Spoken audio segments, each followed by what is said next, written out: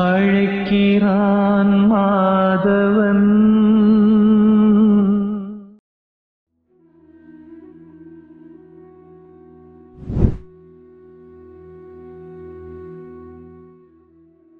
எல்லோருக்கும் வணக்கம். இன்னைக்கு வீடியோ பதிவில் எந்த விஷயத்தை பற்றி நம்ம டிஸ்கஸ் பண்ண போகிறோம் அப்படின்னா, சின்ன சின்ன விஷயங்களை மாற்றிக்கொள்வதன் மூலமாக, சின்ன சின்ன விஷயங்களை நம்மளோட லைஃப்பில் அப்ளை பண்ணுவதன் மூலமாக நம்மளோட வாழ்க்கையே மாறிடும் அப்படின்னு சொன்னால் உங்களால் நம்ப முடியுதா?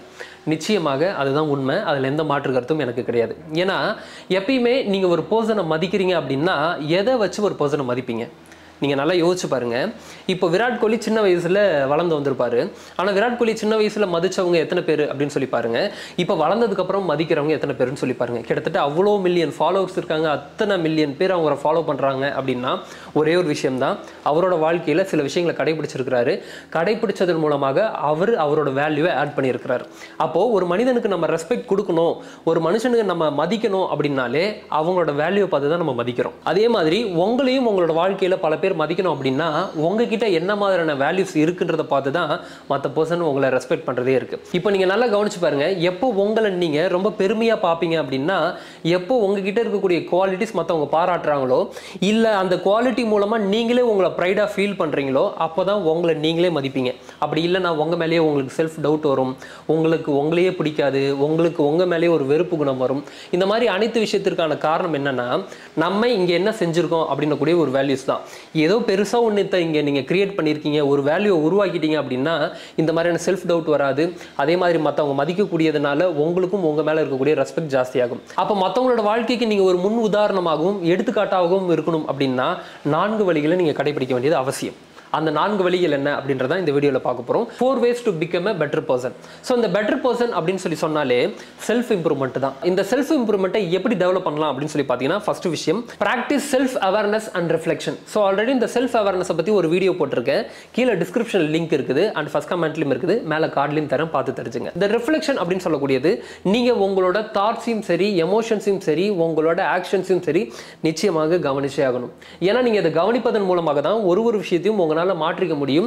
அப்பதான் உங்களுக்கு இந்த செல்ஃப் அவேர்னஸ்ன்றதே ஒன்று கிரியேட் ஆகும். தினமும் ஜர்னல் எழுதக்கூடிய பழக்கத்தை ஏற்படுத்திங்க. ஏன்னா இன்னைக்கு நீங்க செஞ்ச ஒரு விஷயத்தை ஜர்னல் பண்ணும்போது திரும்பவும் நாளைக்கு செய்யக்கூடிய ஒரு விஷயத்தையும் ஜர்னல் பண்ணும்போது இதுல என்ன மாதிரியான மிஸ்டேக்ஸ் பண்ணியிருக்கோம், நம்ம என்ன பண்ணக்கூடாது அப்படின்றத உங்களுக்கு கிளியராக காட்டி கொடுத்துரும். அதனால எது பண்ணணும் எது பண்ண வேணாம்னு சொல்லி நம்மளால பிரிச்சுக்க முடியும். இப்படி எது பண்ண வேணாம்னு சொல்லி நம்ம பிரிச்சுட்டாலே எது பண்ணணும்ன்றது கிளியரா தெரிஞ்சிடும். அப்ப எது பண்ணணும்ன்றது கிளியரா தெரிஞ்சிருச்சுன்னா நம்மளோட ஆக்ஷன்ஸ் ரொம்ப சூப்பரா இருக்கும். இந்த ரொம்ப சூப்பரா இருக்கக்கூடியதுக்கு தாட் ரொம்ப அவசியமானது. அப்போ இந்த தாட்ஸ் தான் ஆக்ஷனாக மாறப்போகுதுன்றதுனால இங்கே வரக்கூடிய தாட்ஸே நம்மளுக்கு ரொம்ப பெரிய இம்பார்ட்டன்ட். அதனால மெடிடேட் பண்ண ஸ்டார்ட் பண்ணணும்.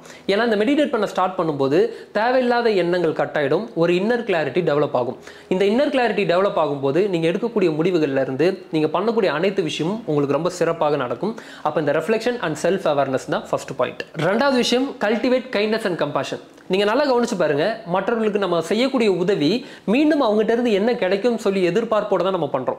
இப்போ நீங்க ஒரு செடிக்கு தண்ணி ஊத்துறதா இருக்கட்டும், ஒரு மரத்துக்கு தண்ணி ஊத்துறதா இருக்கட்டும், இந்த மரம் மீண்டும் என்ன கொடுக்க போகுது அப்படின்றதுல தான் ஒரு கவனம் இருக்குது. இன்னைக்கு தண்ணி ஊத்துனா நாளைக்கு எனக்கு ஏதாவது ஒரு பழம் கிடைக்கும் அப்படின்றதுல மட்டும்தான் இருக்கு. இப்படி இல்லாம நீங்க ஜஸ்ட் கொடுக்கக்கூடிய தன்மையில இருந்து மட்டும் கொடுத்து பழகுங்க. எந்த ஒரு எதிர்பார்ப்பும் எதிர்பார்க்காதீங்க.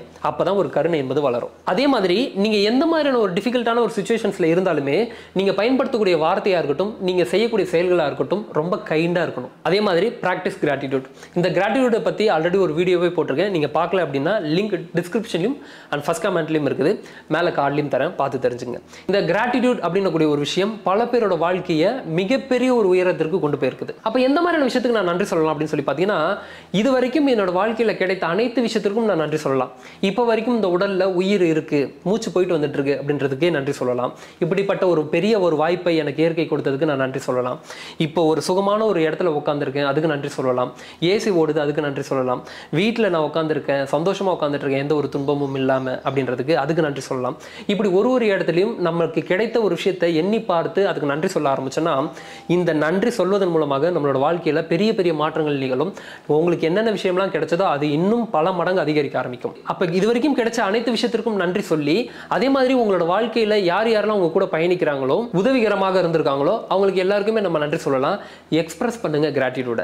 இந்த கிராட்டிடியூட எப்போ எக்ஸ்பிரஸ் பண்ண ஆரம்பிக்கிறீங்களோ நான் சொன்ன மாதிரி பெரிய பெரிய மாற்றங்களை உங்களோட வாழ்க்கையில் பார்க்க ஆரம்பிப்பீங்க.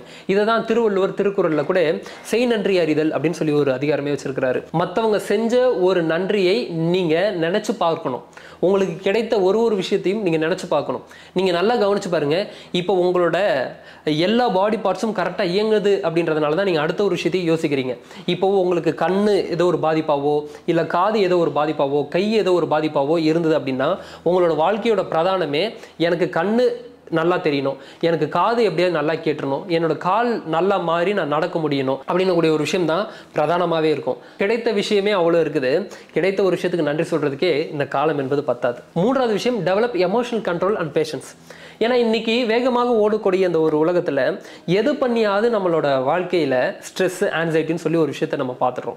அப்போ இந்த ஸ்ட்ரெஸ் ஆன்சைட்டி இருக்கும்போது மற்றவங்க கிட்ட சிடுசிடுன்னு பேசாமல் அதை எப்படி மேனேஜ் பண்ணுறது, ஸோ இந்த ஸ்ட்ரெஸ்னால மற்றவங்கள பாதிப்பு இல்லாமல் எப்படி நம்ம கண்ட்ரோல் பண்ணிக்கிறது, எப்படி மேனேஜ் பண்ணுறதுன்ற ஒரு விஷயத்தை நீங்கள் லேர்ன் பண்ணணும். இந்த ஸ்ட்ரெஸ்க்கும் ஆன்சைட்டி எல்லா ஒரு விஷயத்துக்கும் மனதோட ஓட்டம் என்பது ரொம்ப முக்கியம். அதனால் இந்த மனதோட ஓட்டத்தை மாற்றுவதற்கு மெடிடேஷன் என்பது ரொம்ப அவசியம். அதே மாதிரி நீங்கள் எந்த மாதிரியான ஒரு சேலஞ்சிங்கான ஒரு சுச்சுவேஷன் ஃபேஸ் பண்ணாலும் ஒரே ஒரு டிப் சொல்றேன், முடிஞ்சா உங்களோட வாழ்க்கையில் அப்ளை பண்ணி பாருங்க. வேற லெவல்ல மாற்றங்கள் இருக்கும். அந்த நேரத்தில் இன்ஹேல் அண்ட் எக்ஸேல் ரொம்ப டீப்பா இருக்கணும். டீப்பா இருந்துட்டு அந்த ஒரு சுச்சுவேஷனை நீங்க ஹோல்ட் பண்ணணும். ஏன்னா இந்த ஹோல்ட் பண்றது தான் அங்க மேட்ரு. பல பேர் என்ன பண்ணுவோம் அப்படின்னா ஏதோ ஒரு விஷயம் நடந்துச்சுன்றதுக்காக திடீர்னு அதுக்கு ரியாக்ட் பண்ண ஆரம்பிச்சிரும். ரியாக்ட் பண்ணி முடிச்சதுக்கு அப்புறம் தான் நம்ம என்ன ரியாக்ட் பண்ணோம் அப்படின்றதே உங்களுக்கு தெரியும். அப்போ இதை நம்மளோட கட்டுப்பாட்டுக்குள்ள கொண்டு வரணும் அப்படின்னா ஃபர்ஸ்ட் அந்த ஒரு சுச்சுவேஷனை ஹோல்ட் பண்ணணும்ன்றதுனால அந்த இடத்துல நீங்க ஒரு பாஸ் பண்ணணும். பாஸ் பண்றதுனா என்ன அப்படின்னா நீங்க ஏதாவது ஒரு விஷயத்தை பேச போறீங்க அப்படின்னா அந்த இடத்துல பாஸ் பண்ணி என்ன பேசணுன்றதை நீங்க திங்க் பண்ணிட்டு அதுக்கப்புறம் பேசலாம். அதுக்கப்புறம் ஏதாவது ஒரு ஆக்ஷன் நீங்க செய்ய போறீங்க அப்படின்னா அந்த இடத்துல திங்க் பண்ணி அதுக்கப்புறம் நீங்க அந்த ஆக்ஷனை செய்யலாம். அதுதான் ரெஸ்பாண்ட் பண்ணக்கூடிய ஒரு சுச்சுவேஷனாக மாறும். இல்லைன்னா நீங்க ஜஸ்ட் அதுக்கு ரியாக்ட் பண்ணுவீங்க. ரெஸ்பாண்ட் பண்ணக்கூடிய ஒரு சுச்சுவேஷனாக மாறணும் அப்படின்னா பாஸ் பண்ணி அதுக்கு ரெஸ்பாண்ட் பண்ண ஆரம்பிங்க. அதே மாதிரி நீங்க நினைத்த மாதிரியே உங்களோட வாழ்க்கை அமையறதில்லை. அதுதான் ஒரு பாடல்ல கூட சொல்லுவாங்க, நினைப்பதெல்லாம் நடந்து விட்டால் தெய்வம் ஏதும் இல்லை, நடந்ததையே நினைத்திருந்தால் அமைதி என்றும் இல்லை.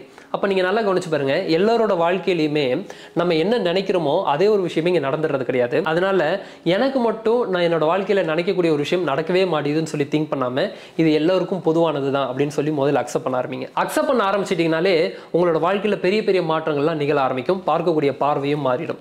அப்போது எல்லாமே சரியான நேரத்தில் சரியாக நடக்கும் அப்படின்றத முதல்ல நம்புங்க.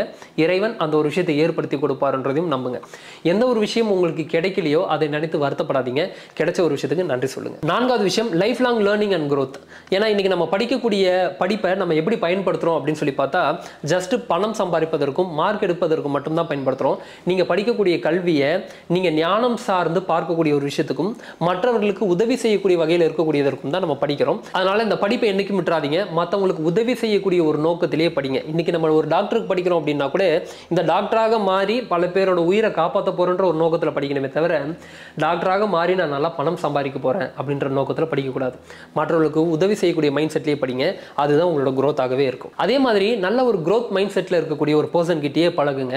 ஏன்னா நெகட்டிவ் மைண்ட் செட்டில் இருக்கக்கூடியவங்ககிட்ட சரியான லெவலில் ஒரு பாசிட்டிவான தாட் இல்லாதவங்ககிட்ட பழகி நோ யூஸ். அது உங்களே ரொம்ப நெகட்டிவாக மாறிடும். அதனால growth oriented people கூட மட்டும் பழகுங்க. சுற்றி உள்ள ஒரு விஷயத்தையும் சுற்றி உள்ள மக்களையும் ரொம்ப பாசிட்டிவாக வச்சுக்கோங்க. அதே மாதிரி இன்னைக்கு நீங்க ஃபேஸ் பண்ணக்கூடிய அனைத்து பிரச்சனைகளுக்கும் உங்களோட வாழ்க்கையில நீங்க அடுத்த கட்ட நிலைக்கு உயரல அப்படின்னு சொல்ற எல்லாத்துக்குமான காரணம் நீங்க உங்களை கம்ஃபர்ட் ஜோன்ல வச்சுக்கிறது.